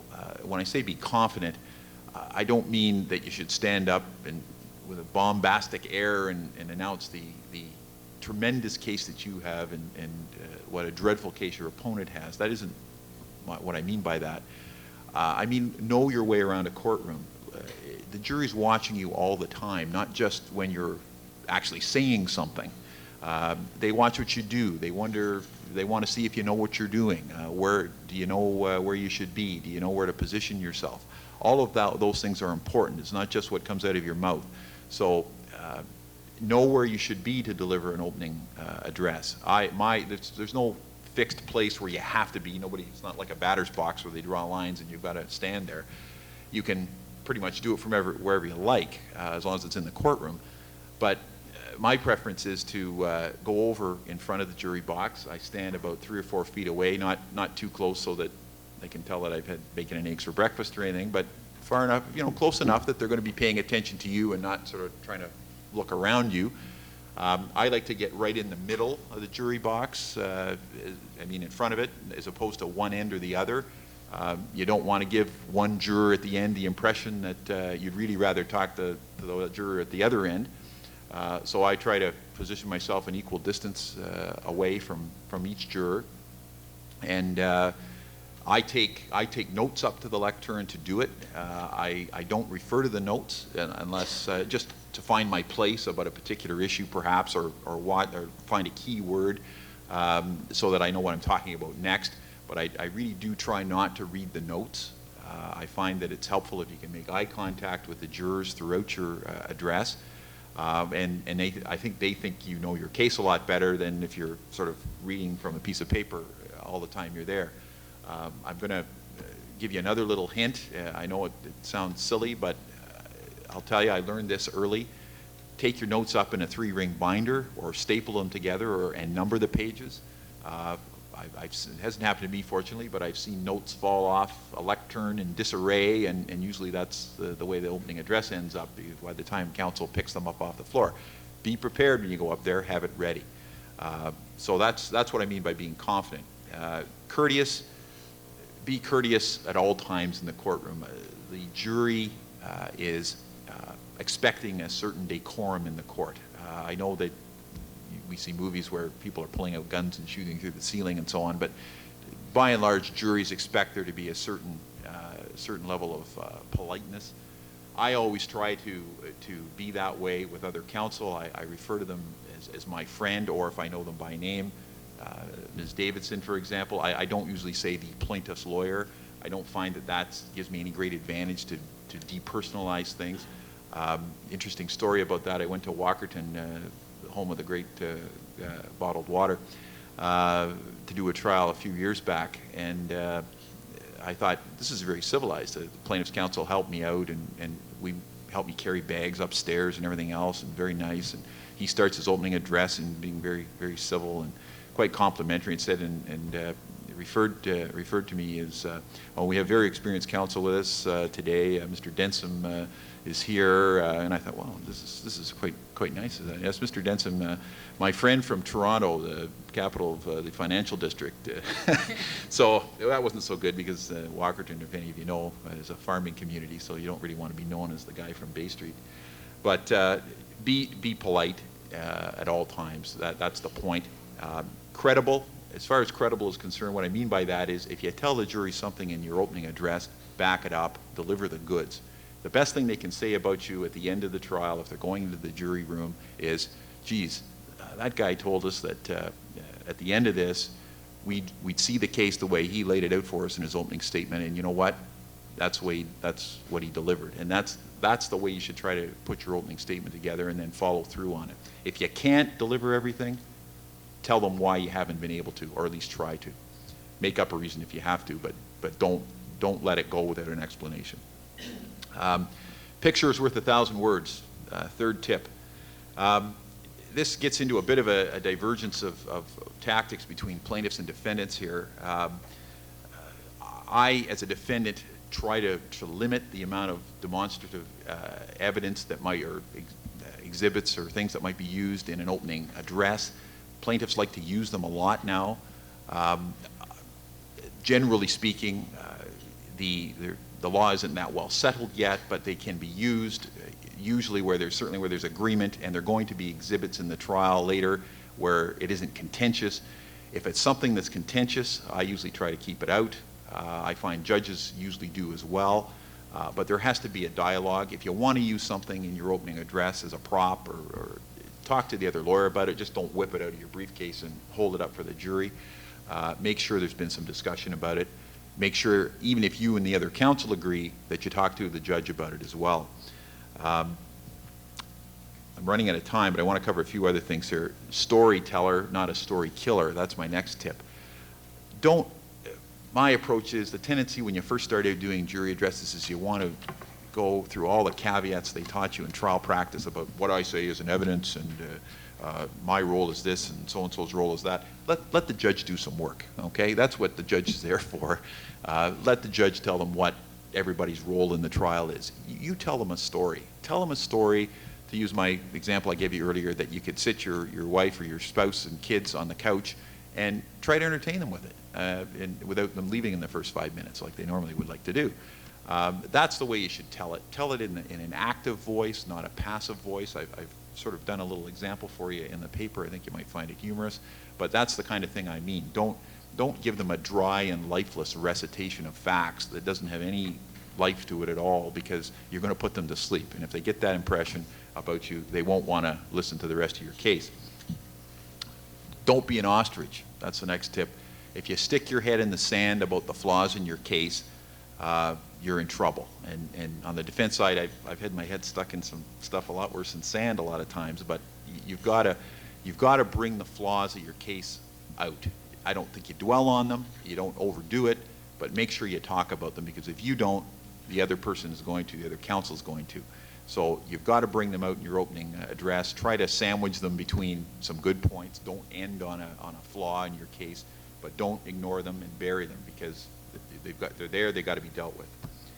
End on a high note, but don't sing off key, as I say in my paper. What I mean by that is, remember, an opening address is a statement of what your case is about, but it's not argument. You're not there to argue the case. Argument in an opening address is objectionable. Judges give you leeway, so when I say that, you shouldn't be so terrified of making what is probably an argumentative statement that, again, all you do is give them this dry, lifeless recitation of facts, and you don't give them any statement of where you stand in the case. So be careful. Don't let a few argumentative comments turn into a closing argument, but don't avoid them so much that you can't get your position across to the jury. It's a gray zone on what's argument and what isn't, but usually if you ask around, try out what you propose to say with some of your colleagues, you can get a pretty good sense of what's going to fly and what isn't. Thanks very much. Thank you, Scott.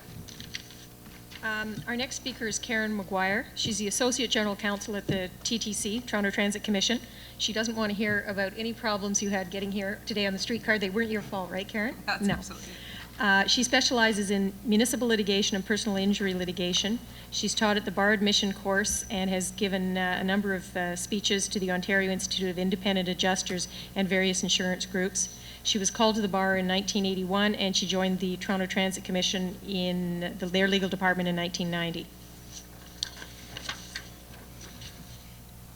If you want to go looking for them, you can find any number of sample closing addresses in the bowels of Osgoode Hall. Most of them date from the 1970s and 1980s, and there's probably a reason for that. I think nowadays we all understand that a closing address is more an individualistic argument. It derives its structure and its form from the substance of the case that you've got, and not from preset formulas. But if you look at the closing arguments from the 70s and 80s that appear in the Law Society lectures from that time or texts from that time, there's one thing that I see that sticks out about them, and it doesn't work. What doesn't work, in my view, is the time and attention that's paid in those sample closing arguments, often amounting to a page or two of text, to thanking the jury, appreciating the jury, saying how much you thank them for their attentiveness, perhaps referring to the Magna Carta, and reflecting on the value of the jury as part of our judicial system. And this all at the same time that you're telling them and acknowledging the fact that they all want to get back to their families and their jobs after the 5 or 6 weeks that they've been listening to the evidence at trial. And like Scott says, these are the days of the soundbite. This is the time of the 3-minute video, the 30-second commercial. As Paul Simon said, this is the days of staccato signals of constant information. And in the television age, attention is at a premium and it's soon lost. If a jury has listened to Judge Judy or Ally McBeal or The Practice or Law and Order, they've all heard the standard rhetorical set pieces that lawyers so often use, and they're tired of them. If you use them, there's a danger of condescension. The jury knows that you're trying to manipulate them by complimenting the jury. I think it's an easy way to lose an audience. So my advice is to forget the wind-up and just go out and make the pitch. Get to the issues with conviction. Get through your discussion and analysis of the evidence succinctly and logically. And if you use a sort of fair-minded passion, you'll win the hearts and minds of the jury. If you want to express your gratitude for the jury's attentiveness, do that at the end of your closing address when they'll deserve it. So assuming, and I've set out in my paper my suggestions for a structure of a closing address, closing argument, assuming that you've used a structure that suits the kind of case that you've got, and assuming that you have been persuasive in your logic, in your analysis of the evidence, the next most important thing is to keep the jury's attention. You've got to keep their attention by looking them in the eye, by creating a rapport with them. And as Scott says, positioning yourself in front of the jury box in a way that's fair-minded but encompasses the entire jury. Move, gesture occasionally, punctuate your points with some movement. You'll wake them up. Use short sentences. Vary your sentence structure. If you're going, Thomas Burton, Robert Burton, I can't remember, maybe it was Francis Bacon, they used to use parallelism. I used to take English long ago. They used to use parallelism, 3 short sentences, then 1 long. Try it, it actually works. Make use of transitions. This is easier if, as I suggest in my paper, after you've set out the theory of your case, and after you've gone through a brief narrative of what your view of the facts is, you identify the issues perhaps by using a numbering system. Then you're going to be in a position to say, the first critical issue that I want to talk to you, the jury, about is, and then you can go on and say it, you can analyze the evidence under that issue. At a later point in time, you can make the transition that will refocus the jury. The second issue, and you've heard the evidence, you know what the second issue is, it's this, and so on. Transitions in terms of modulating your voice can also refocus the jury and re-engage them.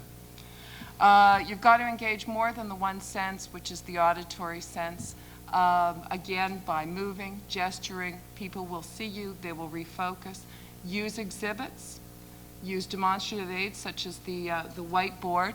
Particularly if you're a plaintiff, you can go up there and you can demonstratively show them the figures that you want them to award by way of damages.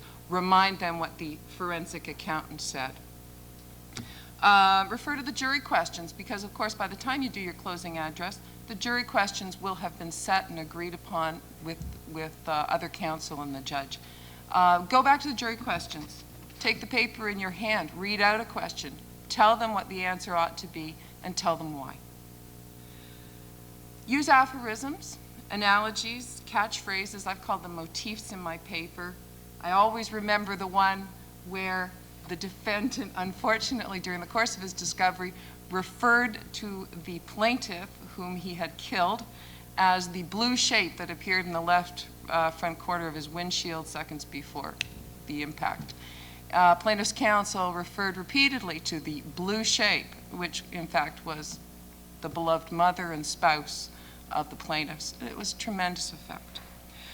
Use themes where you can. If you're, for example, defending a smoke inhalation case, you might want to make your pitch to the jury that the damage is in the dose. Maybe somebody only inhaled a second or two of smoke. Brevity is, of course, important, and you might want to also end with a bang. I want to tell you about an auto accident case that involved an 8-year-old girl who was rendered paraplegic below the shoulders after telling the jury very briefly the facts that he wanted them to find on liability, and after broadly covering the damages issue, plaintiff's counsel obtained the largest verdict in the state of New York with 4 brief sentences. This girl will never hear her mother say, "Run outside and play." This little girl will never hear anyone say, "May I have the next dance?" This little girl will never hear someone whisper, "Will you be my wife?" This little girl will never have the joy of confiding, "I'm going to have a baby." With 4 brief sentences, counsel in that case brought home to the jury the full impact of the plaintiff's injuries, and those were the last things the jury heard before they retired to the jury room. I think the key to keeping the jury's attention, as I said in my paper, is your level of comfort with your presentation, and that level of comfort comes with preparation and rehearsal. The texts all say, and Mr. Densem says, Scott says, rehearse, rehearse, at least once. Well, I don't know about his family, but if I tried to rehearse in front of my kids on the sofa, their trigger finger would be reaching for the remote. So much for attention. I have yet to see anybody try to rehearse with somebody in my office. Certainly nobody has ever asked me to listen to their closing address. So I tend to do it in the comfort of my car or the comfort of my office. The dictaphone is a great tool. You can dictate your closing argument. You can listen to it a couple of times as you drive home to the office or as you drive to the courthouse, or maybe in the washroom during a break for trial. But it does tend to work. It gives you a sense of what the transitions are that don't work, what the language is that doesn't work, what arguments sound weak, and hopefully you've got an objective enough view that you can revise it as you go along. In terms of preparation, use a computer if you can when you're outlining your argument before trial and when you're filling it in later on, because the cut and paste functions on the WordPerfect or Word program make it easier to do that. It also permits you to insert the evidence that you've highlighted or underlined from your trial notes in the appropriate place and fiddle around with them. There are model books on charges to the jury or model charges to the jury in civil cases. There's Civil Jury Instructions by Book and Smith, which is a loose leaf service at Osgood. You want to refer to these and work in what you expect a judge will include in the charge. Predicting part of the judge's charge in the context of some favorable analysis of the evidence enhances your credibility with the jury, tells them that you know a bit about the process, and also makes your client's case look like it might find favor with a judge. I want to speak very briefly about one common area. I wanted to talk about 2, but I've got time for one. One common area of problems with closing addresses. The rule in Brown and Dunn does apply to closings. As Halsbury said, to my mind, nothing would be more absolutely unjust than not to cross-examine witnesses upon evidence that they have given, so as to give them notice and give them an opportunity of explanation and an opportunity very often to defend their own character, and not having given them such an opportunity to ask the jury afterward to disbelieve what they have said, although not one question has been directed either to their credibility or to the accuracy of the facts to which they have deposed. There was a case a couple of years ago in 1998 before the Ontario Court of Appeal, and I think it's called O'Brien and Shantz. That was a personal injury action, and the plaintiff had received workers' compensation benefits, and there were 500 pages of WCB records filed with the court on consent of all counsel. Now, defense counsel didn't refer to any extracts or any part of those records during his cross-examination of the plaintiff, and no one at trial explicitly claimed that the records were being filed as exhibits. They were filed as exhibits, but not for the truth of their contents. Nobody had claimed that. In his closing, defense counsel used extracts from the WCB records and read them to the jury. to argue that the plaintiff had advanced two contradictory versions of his injuries and his medical condition. One, to obtain the WCB benefits, and two, to obtain damages in his personal injury action. Well, on appeal, the court held that the trial judge had properly discharged the jury after that closing address. They held that the defendant had not met his obligation to give the plaintiff an opportunity to explain in cross-examination the contradictory or seeming contradictory statements in the WCB records before defense counsel went ahead and referred and read out these extracts during the course of his closing. So even though that set of documents, the records, was an exhibit, it was an improper closing. So remember, the rule in Brown and Dunn also applies to closings. Thank you. We have 4 speakers left. I've got to note that Gina Brannon will not be arriving, and her paper will be mailed to you. So we're running out of time. Hopefully you will be able to stay for these next 4 speakers, and I apologize. Everyone's just been so good, I hesitated to cut them off because they had so much useful information. Our next speaker is Benjamin Zarnett.